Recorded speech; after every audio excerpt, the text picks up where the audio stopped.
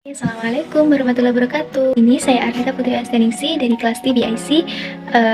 Di sini saya akan menyampaikan sebuah informasi tentang kasus dari hak asasi manusia yang bertujuan untuk menyelesaikan tugas ujian akhir semester mata kuliah pendidikan kewarganegaraan yang diampu oleh Ibu Ani Hamidah. Selamat menonton.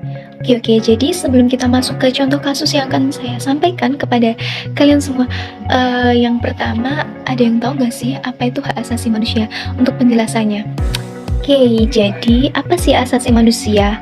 Hak asasi manusia adalah sebuah konsep hukum yang normatif yang menyatakan bahwa setiap manusia memiliki hak-hak mendasar dan tidak boleh dilanggar.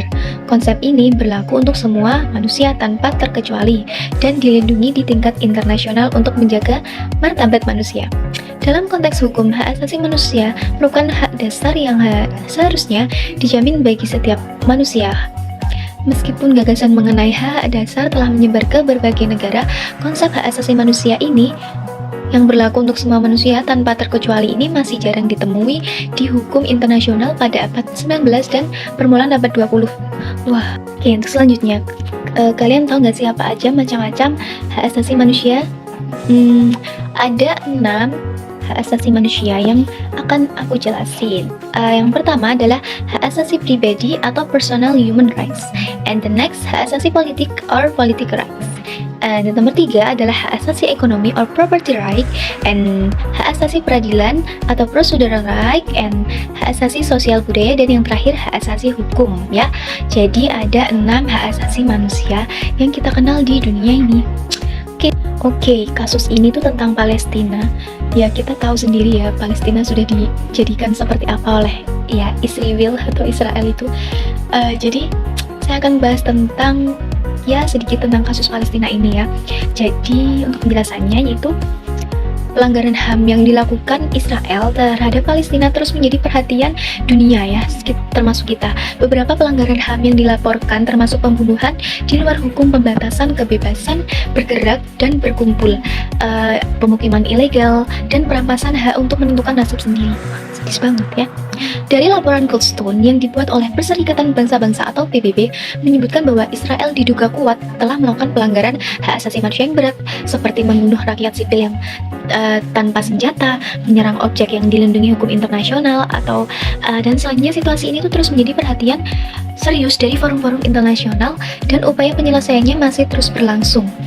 Jadi ya seperti berita yang beredar di sosmed, anak-anak kecil, wanita, ya pokoknya masyarakat yang seharusnya tidak diserang seperti itu, yaitu sudah benar-benar menyalahi hak asasi manusia yang seharusnya dipegang teguh untuk seluruh dunia. Oke, kalian tahu nggak siapa sebenarnya penyebab dari konflik antara Palestina dan Israel ini? Pada part ini aku akan jelasin apa sih penyebabnya. Oke, let's check it out. Jadi, penyebab konflik antara Palestina dan Israel ini meliputi ada isu wilayah, agama, sejarah, dan politik. Konflik ini bermula dari awal abad ke-20 ketika wilayah Palestina diambil alih oleh Inggris setelah kekalahan Kesultanan Ottoman dalam Perang Dunia I pada tahun 1917. Lama banget ya. Dari deklarasi Balfour pendukung pendirian Rumah Nasional Yahudi di Palestina, kebangkitan gerakan nasionalis Yahudi dan Palestina berkontribusi pada bentrokan identitas dan aspirasi. Nasionalisme Yahudi atau Zionis berusaha untuk menciptakan negara Yahudi di wilayah Palestina. Sementara nasionalisme Palestina bertujuan untuk mempertahankan identitas Arab dan hak pertahanan tanah mereka. Nah, selanjutnya yaitu terkait dengan masalah sebelumnya ya, untuk penduduk Israel di atas tepi barat jalur Gaza pada tahun 1967 menciptakan ketegangan dan perlawanan yang berkelanjutan dari kelompok-kelompok Palestina. Selama beberapa dekade, banyak upaya internasional telah dilakukan untuk mencapai solusi damai atas konflik Israel-Palestina. Namun, isu-isu inti seperti kasus Yerusalem, hak kembalinya pengungsi Palestina, dan perbatasan antara negara Palestina dan Israel tetap menjadi kontroversial dan belum menemukan titik temu sampai sekarang. Untuk rincian korban jiwa yang jatuh pada konflik ini, menurut laporan dari beberapa sumber termasuk Palestinian Central Bureau of Statistics or PCBS dan United Nations Office for the Coordination of Humanitarian Affairs or OCHA, jumlah korban jiwa Palestina akibat perang antara Israel dan Palestina yang meletus pada 7 Oktober 2023 terus bertambah. Pada Desember 2023, jumlah total korban Palestina mencapai 15.767 orang dengan rincian 15.523 orang di jalur Gaza dan 244 orang di tepi barat. Namun, pada Desember 2023, laporan dari Databox mencapai bahwa jumlah korban jiwa Palestina telah mencapai 15.700 orang. Selain itu, banyak warga Palestina yang luka-luka dan hilang, termasuk anak-anak dan perempuan. Jumlah korban jiwa Israel akibat perang ini jauh lebih sedikit dibandingkan korban jiwa di Palestina. Yes, of course. Dalam angka ini sekitar 1.275 orang. Sangat-sangat tidak seimbang ya guys ya. Ya memang Palestina itu sudah dibantai ya ibaratnya ya, bukan lagi perang, ini namanya tuh pembantaian kalau bahasa kasarnya.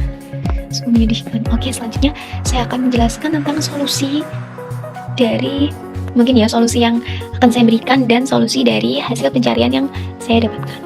Oke, dari beberapa artikel yang saya baca sebelumnya, saya menemukan beberapa solusi untuk penyelesaian konflik Israel dan Palestina ini. Dan penanganan pelanggaran hak asasi manusia di wilayah tersebut merupakan isu yang kompleks dan memerlukan pendekatan yang komprehensif. Ada beberapa solusi yang telah diusulkan, antara lain yaitu yang pertama yaitu adanya penerapan solusi dua negara.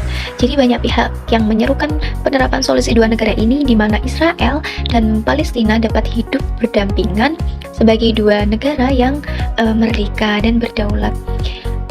Selanjutnya yaitu pemisahan wilayah pembentukan negara dan Palestina di samping Israel diakui sebagai langkah penting dalam mencapai perdamaian yang berkelanjutan. Selanjutnya yaitu negosiasi damai. Jadi untuk negosiasi antara pihak Israel dan Palestina perlu terus dilakukan untuk mencapai kesepakatan yang dapat diterima oleh kedua belah pihak. Selanjutnya yaitu adanya keterlibatan pihak internasional. Peran pihak internasional ini termasuk PBB atau Perserikatan Bangsa-Bangsa dan juga negara-negara lain dalam memfasilitasi negosiasi dan mendukung implementasi solusi perdamaian sangat penting. Selanjutnya yaitu adanya penghormatan hak asasi manusia. Ini penting ya, untuk penghormatan hak asasi manusia untuk semua pihak harus ditekankan. Selanjutnya itu pembangunan ekonomi dan sosial. Upaya untuk membangun kesejahteraan ekonomi dan sosial di wilayah Palestina juga merupakan bagian terpenting dari solusi jangka panjang. Dalam konteks yang kompleks ini, solusi untuk konflik Israel-Palestina, penanganan pelanggaran HAM di wilayah tersebut melalui komitmen kerjasama dan upaya berkelanjutan dari semua pihak yang terkait.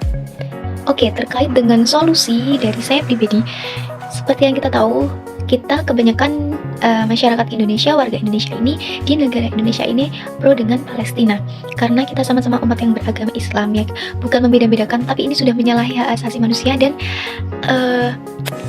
menindas agama ya, termasuk menindas agama. Jadi untuk solusi dari saya yang telah kita ketahui, yang pertama kita lakukan yaitu dengan memboikot produk-produk dari Israel. Seperti yang telah kita ketahui, banyak sekali produk Israel yang masuk ke Indonesia ya, ke negara kita. Jadi kita sebagai masyarakat Indonesia yang pro dengan Palestina dan menginginkan kemerdekaan Palestina kembali, kita sebaiknya memboikot produk-produk dari Israel. Di Indonesia ini ada salah satu produk ya lokal dari Indonesia yang sekarang itu isunya pro dengan Israel, produk skincare dari Indonesia, dan kita sudah mulai perlahan memboikot produk itu. Itu adalah salah satu upaya kita untuk memperjuangkan kemerdekaan. Selanjutnya yaitu dengan cara mereport atau menyerukan bukan ujaran kebencian, lebih ke masukan kepada Israel agar menghentikan pembantaian yang ada di Palestina itu. Jadi kita masyarakat Indonesia netizen plus 62 ini sudah ya seperti mulai mereport akun-akun dari Israel. Kan konsepnya itu, pemahaman saya, kalau mereka bisa melakukan pembantaian itu pasti ada uang. Jadi apabila kita memboikot lalu kita menghapuskan akun-akun Israel itu, kita pasti akan sedikit demi sedikit melenyapkan mereka ya. Sekian untuk materi yang saya sampaikan atau informasi yang telah saya sampaikan hari ini. Apabila ada salah kata, saya mohon maaf sebesar-besarnya. Akhirul kalam, wassalamualaikum warahmatullahi wabarakatuh. See you, bye.